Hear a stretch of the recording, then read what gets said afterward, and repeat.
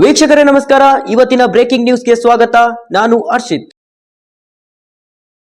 Police ಅಧಿಕಾರಿ MK Ganapati ಆತ್ಮಹತ್ಯೆ ಪ್ರಕರಣ ಸುಪ್ರೀಂ ಕೋರ್ಟ್ನಿಂದ ಸಚಿವ ಕೆಜೆ ಜಾರ್ಜ್ಗೆ ಕ್ಲೀನ್ ಚಿಟ್.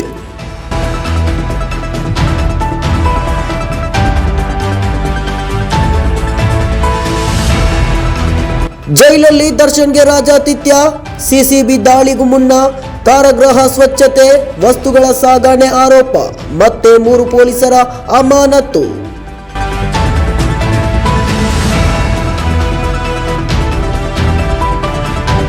ಬೆಂಗಳೂರಲ್ಲಿ ಬೆಚ್ಚಿ ಬೀಳಿಸೋ ಘಟನೆ. ಬೀದಿ ನಾಯಿಗಳ ದಾಳಿಗೆ ನಿವೃತ್ತ ಶಿಕ್ಷಕಿ ಬಲಿ. ಜೈ ಶಾ ಐಸಿಸಿ ಅಧ್ಯಕ್ಷ. ಪಾಕಿಸ್ತಾನಕ್ಕೆ ಚಾಂಪಿಯನ್ಸ್ ಟ್ರೋಫಿ ಎತ್ತಂಗಡಿ ಭೀತಿ.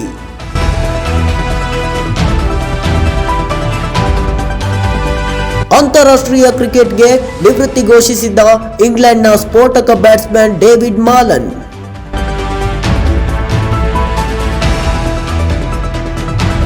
ಬಲೂಚಿಸ್ತಾನದಲ್ಲಿ ಮುಂದುವರೆದ ಉಗ್ರರ ಅಟ್ಟಹಾಸ. 36 ಗಂಟೆಗಳಲ್ಲಿ 130 ಜನರ ಹತ್ಯೆ. ಪಾಕ್ನ ಮುಖ್ಯ ನ್ಯಾಯಮೂರ್ತಿಗಳಿಗೆ ಕೊಲೆ ಬೆದರಿಕೆ. ಜೀವ ಭಯದಿಂದ ತೀರ್ಪಿನಲ್ಲಿ ಬದಲಾವಣೆ.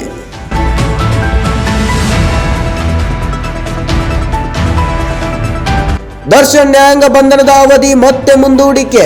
ಸೆಪ್ಟೆಂಬರ್ 9ರವರೆಗೂ ದಾಸನಿಗೆ ಜೈಲೇ ಗತಿ.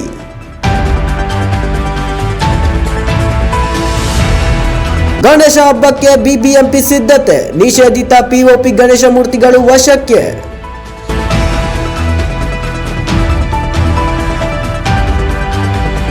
ಮಹಿಳೆ ಕಿಡ್ನಾಪ್ ಕೇಸ್ನಲ್ಲಿ ಎಚ್ಡಿ ರೇವಣ್ಣಗೆ ಬಿಗ್ ರಿಲೀಫ್.